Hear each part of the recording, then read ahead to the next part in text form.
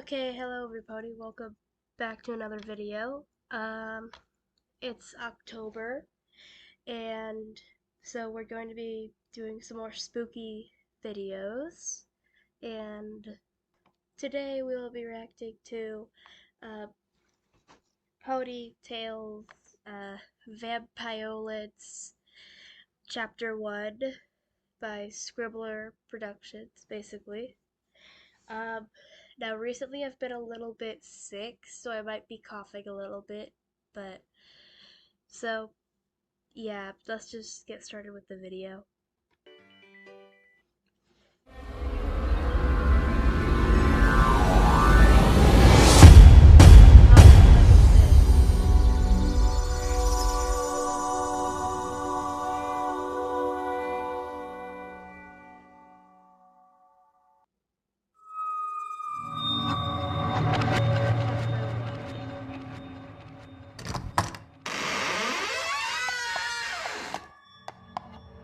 Vinyl knew something was wrong the moment she stepped through the front door.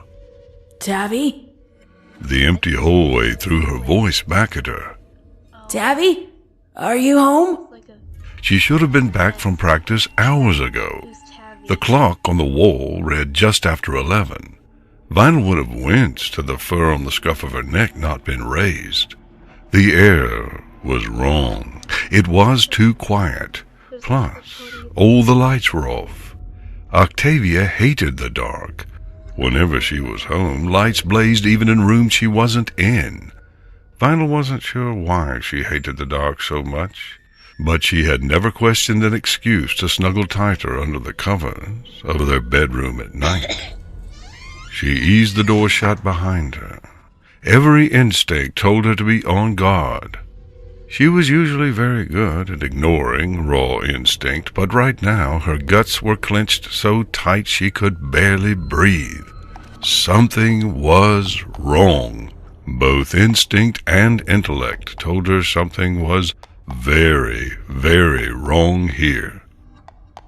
She was nearly at the kitchen when she smelled it. There was no mistaking that coppery tang in the air. She knew it better than the insides of her own lids when she shut her eyes. Blood. Yep. Vessels strained to pop behind her eyes. Her mind felt for the spell out of habit. The limiters was still in place, just like always. The loop was still intact. Even after all this time, buried under so many layers, she worried about doing something that could give her away. Or worse, do the impossible and break the loop. Right now, however, too much of her was panicking to even think about how she looked. Blood in her house? In her home? How? Why? I think that's Octavia. Whose? Tabby? Alarm washed through her. She kicked the kitchen door open with such force that the handle lodged in the wall and stayed there. Blood scent hit her with the same level of force, lodging in her nose and throat like barbs. Her nostrils flared, her eyes widened, her mouth became a shrinking zero of surprise and horror. She couldn't move. Damn it, she should be moving. Why was she just staring like a deer on a train track as the Canterlot Express barreled towards it? The pony on hind legs by the kitchen counter looked over his shoulder and smiled. It was, in all fairness, a nice smile. A nice smile and a nice face, even. One might even say it was a pretty smile, set as it was against a backdrop of white fur and eyes that crinkled at their corners. This face, those wrinkles seemed to say, smiles a lot. It wasn't until you got to those eyes that your opinion of the face changed. Even then, some ponies might not discern the truth. Ponies were not always perceptive when it came to spotting dangers amongst their own kind. They were a race focused outward, looking for hazards from outside their perfect little society. It was probably some throwback to a bygone age when they lived in herds and had never conceived of things like cities, houses, or mass-murdering psychopaths. Ponies didn't kill. Ponies didn't hunt their own. Vinyl had always found it a useful trait, to various ends of her own. The stallion's raw presence was intoxicating. He didn't even need to say anything. He just had to be, and ponies flocked to him. They never saw the pinpricks of cunning deep in those eyes. They didn't recognize the calculation in his every nod and gesture. Mostly, they never got past the smile. Not until it was too late. Vinyl remembered that smile. She remembered it all too well. "You're home!" His voice was as handsome as the rest of him. A slight accent clung to his words, not enough to be noticeable, but enough to make his speech patterns more formal and attractive to the ear. A true predator did not miss any trick, after all. "We were beginning to think you were not coming, my dear. Were you waylaid at work?" Vinyl tried very hard to keep herself steady. Put her down, Voron. "Well, there is a nice hello. And after I made such an effort to be civil, too." Put her down now. The stallion shifted his gaze. "Oh, but we were having such fun waiting for you to arrive. You always did have such good tastes, my dear. I see that hasn't changed." He grinned. "I might have had a little taste. You did keep us waiting for an awfully long time." So he's like a Octavia's eyes were huge with panic. She stared at Vinyl and might have run to her had he not pinned her against the wall beside the counter with all 4 hooves off the ground. There was blood on her shoulder. It didn't show red, just darkened her gray fur into black tufts, where Voron's mouth had been. A dark line traced a path like filigree to her hoof tip. She had bled enough to make spatters on the floor. Vinyl! She stuttered, terror robbing her of her usual confident speech. Run! "Vinyl." The chuckle that coated her name was like an oil slick.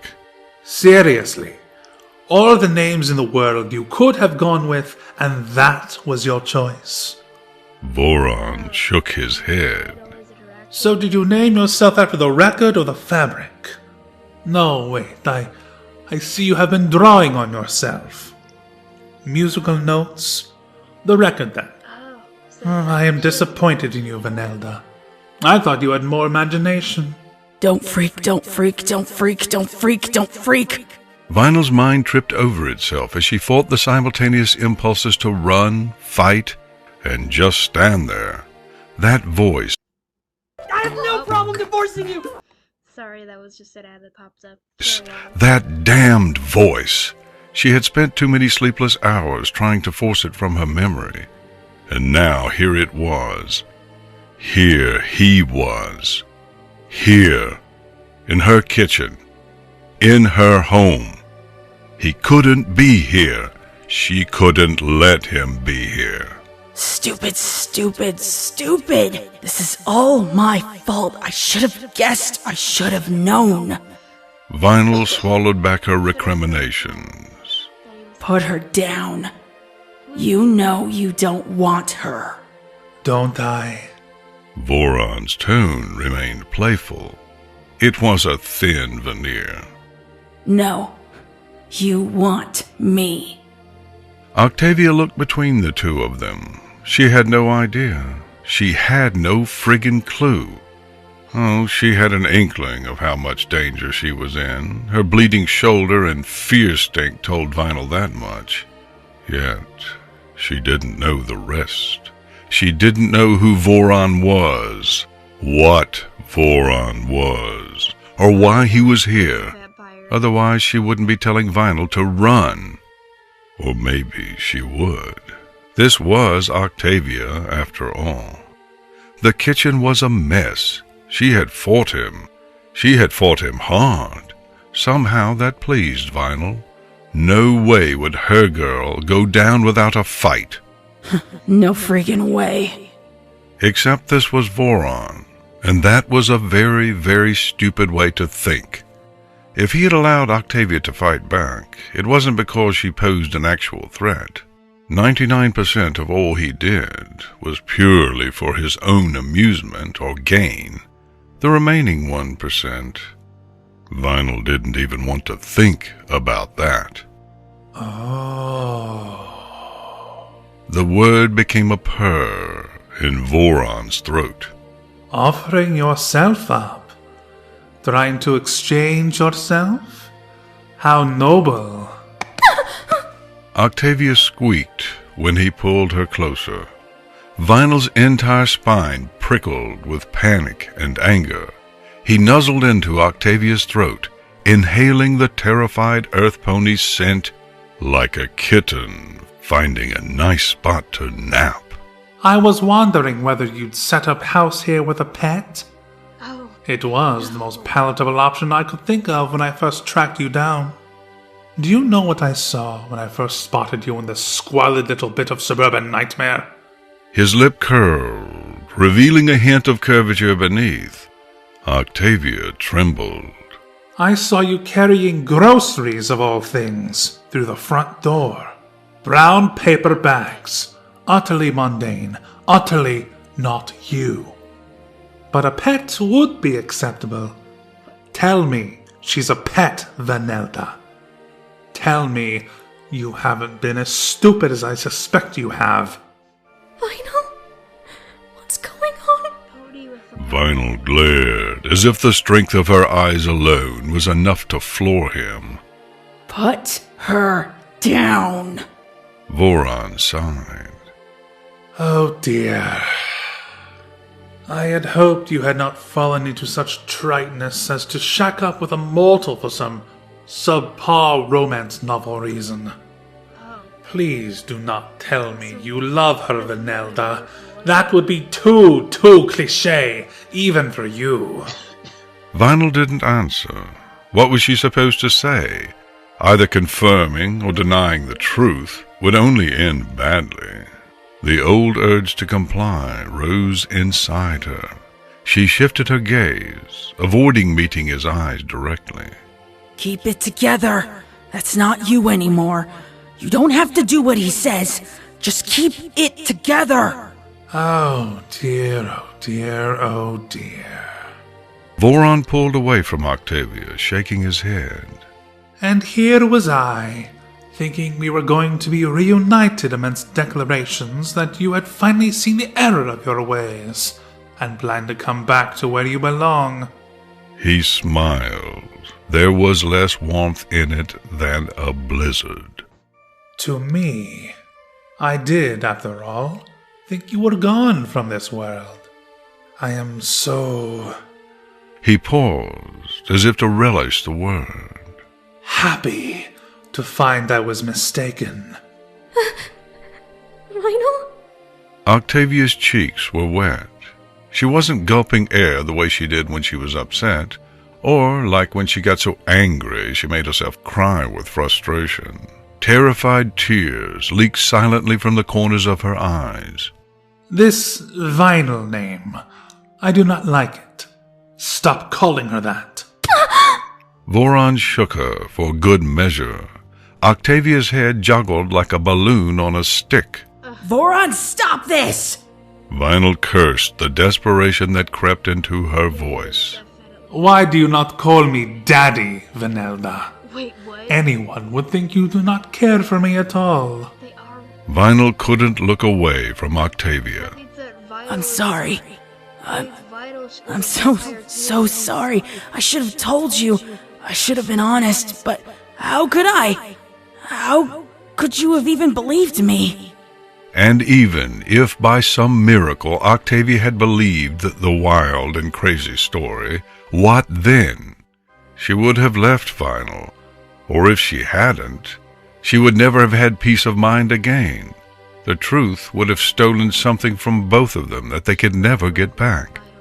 The only debatable things were what and how much. Voron glanced back at Vinyl, The sudden movement dragged her attention away from Octavia. The whites of his eyes had darkened to pink. She recognized the sudden burst of anger, thinning the pupils into slits. Her stomach lurched. She took an involuntary step forward, foreleg raised as if she wanted to pull him off. It was the worst thing she could have done. I thought so. Voron's mild tone did not match his expression at all. You have fallen for this one. Oh, Vanelda.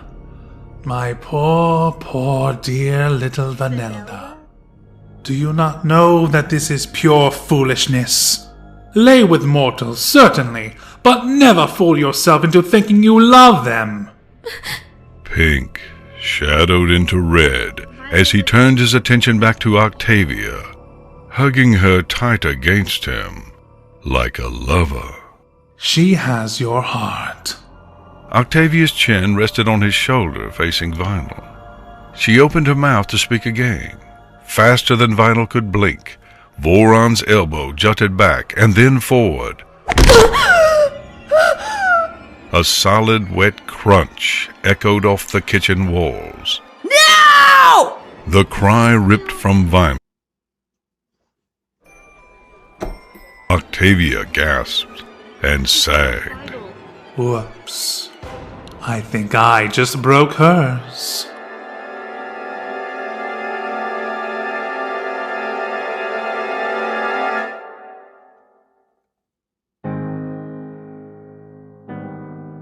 Is that it? He came for her the night of the festival. She was wearing the frock Mother said she had worn at her age. She hadn't inherited Mother's dark fur, but the yellow fabric looked just as good against white. She laughed and pranced about as Mother tried vainly to tie a ribbon in her tail. Winter song! Mother laughed. Hold still or you should look like a mess. But the unicorns will be setting off the fireworks soon! Mother! Why must I wear a ribbon at all? You look pretty in ribbons. I look foolish and foolish and stupid. Pretty. Mother insisted, pulling her close with magic. It always went like that. Magic was the only way she would keep still long enough to be decorated, no matter how pretty the dress, nor silky the ribbon.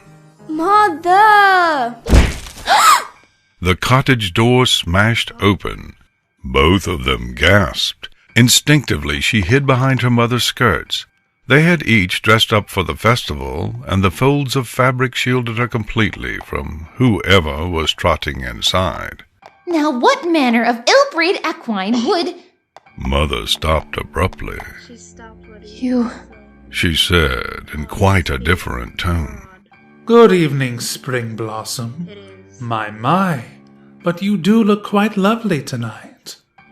Are you going somewhere? No, you can't be here. This isn't... How did you find me? A fine greeting after I came all this way and paid you a compliment. This is too soon. She's only a filly. The stranger sighed.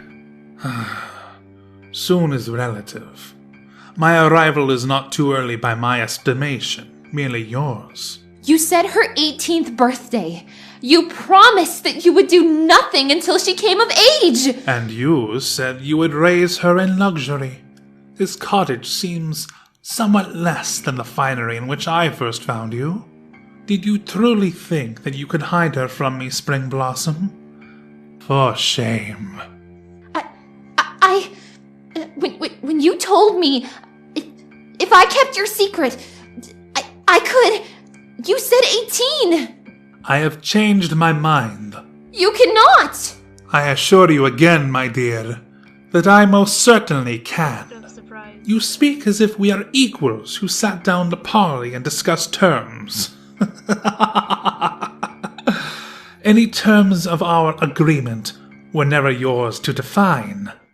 It suited me, then, for you to take care of the business of raising her, while I attended other concerns away from this land. I thought she would have access to high society, would be accepted amongst courtiers and nobles if she grew as one of them. Indeed, I also found it quite amusing that you thought you could blackmail me with my own identity. No doubt you thought relinquishing your family name and fortune would allow you to hide her from me. But you were wrong.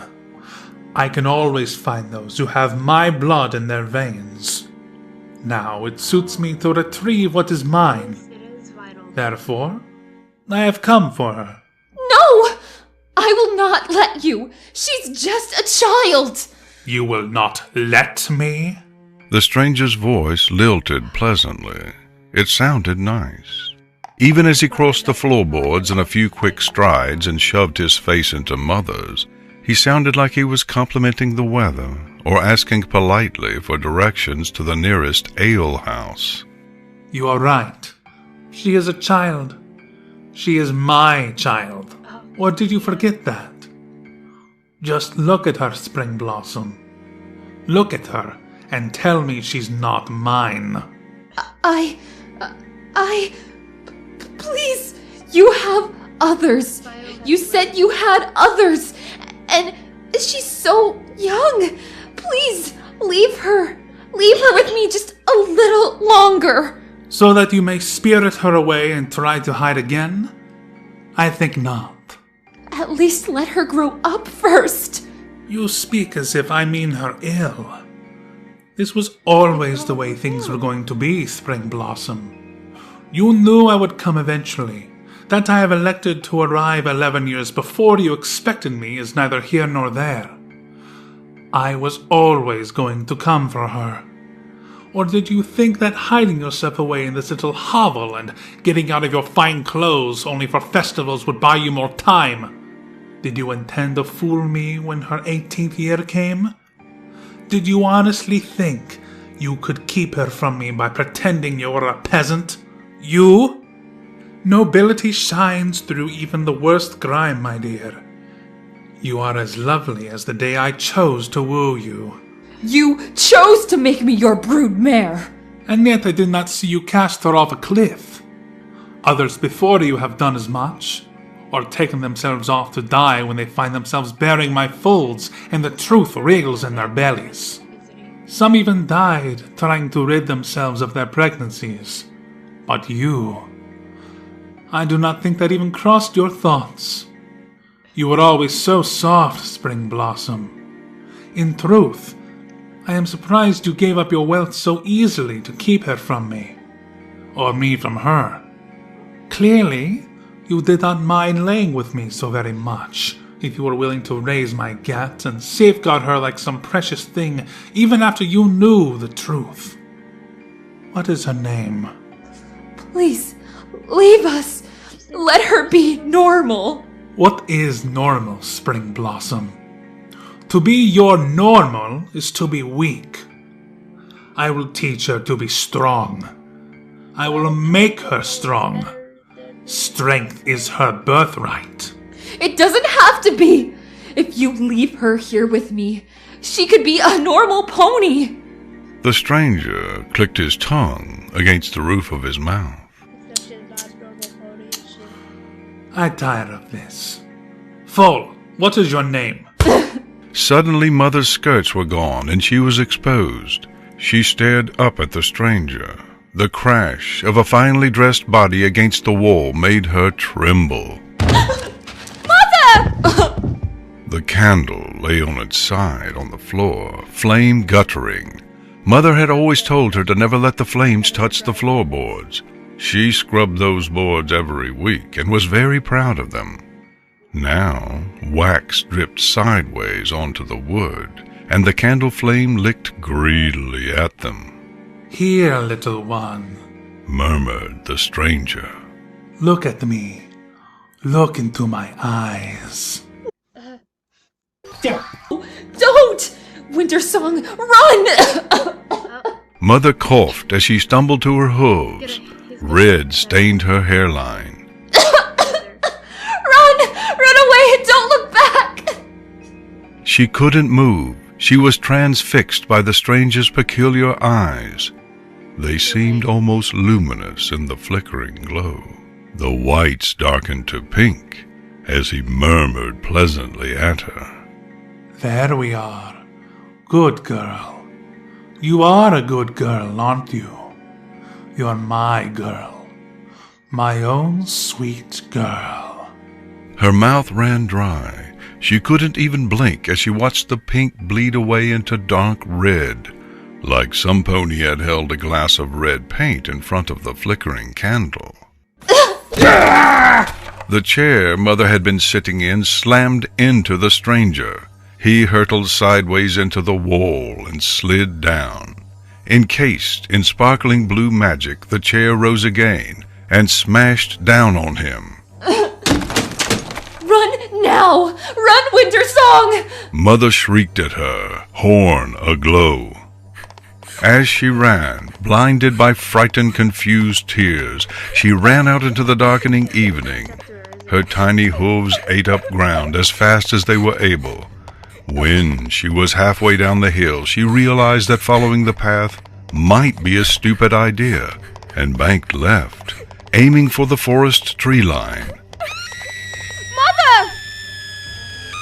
A scream, abruptly ended, made her stop. It was the first of many mistakes she would make with him. He landed in front of her, as if from a great leap, eyes red from lid to lid, save for an incandescent white ring around each slitted pupil. He looked like a demon, risen straight out of Tartarus. She screamed and tried to run again. He had no horn or wings under his cloak. She could outrun him. If she could just get to the village, then maybe she could. He overtook her madcap dash and plucked her up in his forehooves like she weighed nothing. She kicked and fought, but could do nothing more as he brought his face close to hers. Her struggles ceased when he bared his teeth. A pair of pointed fangs gleamed at her. Winter Song, He said, thoughtfully. I do not like that name. It is a weak name for a weak pony who hides behind her mother like a coward. You shall have a new name to begin your new life. What did you do to Mother? Her voice came out a squeak. You will think no more about her. He said dismissively, as if simply saying it was enough to make it so. That life is over. Your real life begins now. Real life? The stallion smiled, his white mane fanned around his face, making strange shadows dance across his fur. Vanelda. Yes, I like that name. It means strength where I come from. I am going to teach you how to be strong, Vanelda. It is unfortunate that your sister died so unexpectedly, but things are what they are, and because of her stupidity, you will take her place at my side sooner and learn of your rightful place in this world. He pulled her in close. No! She didn't know what he was going to do, but the whisper of his breath against her throat reignited her struggles. He held her out again and shook her. Do not misbehave! I am your father! You will show me the respect I am due! She froze and stared at him. Her father? Mother had told her father died before she was born. It was why they lived in poverty. Father had not made a will, and Mother had lost everything. That was why she spoke so much nicer than the ponies in the village, but still worked for them, cleaning their homes. That was the second mistake. She should not have met his gaze. It snagged like a hook into her eyeballs. Something inside her pulled towards him. A writhing, twisting, ethereal snake, slowly uncoiling in its burrow after a long sleep. He pulled her close again. This time she was pliant. Her neck burned. It felt horrible, like the time she stayed out too long in summertime and had heat sickness. She gagged, especially when she heard swallowing close to her ear. Her vision was starting to gray out when he put her down. She couldn't stand, but that didn't seem to matter. Firm hooves turned her face upwards and pulled at her lower jaw. The stallion's voice seemed to come from far away, but his hooves were a vice around her muzzle. No. No daughter of mine will have half strength because she botched her own awakening. She continued to cough and choke. Eyes flying open, she couldn't breathe. She could barely think. The snake inside her was made of fire and hot metal. It thrashed and sliced through her organs.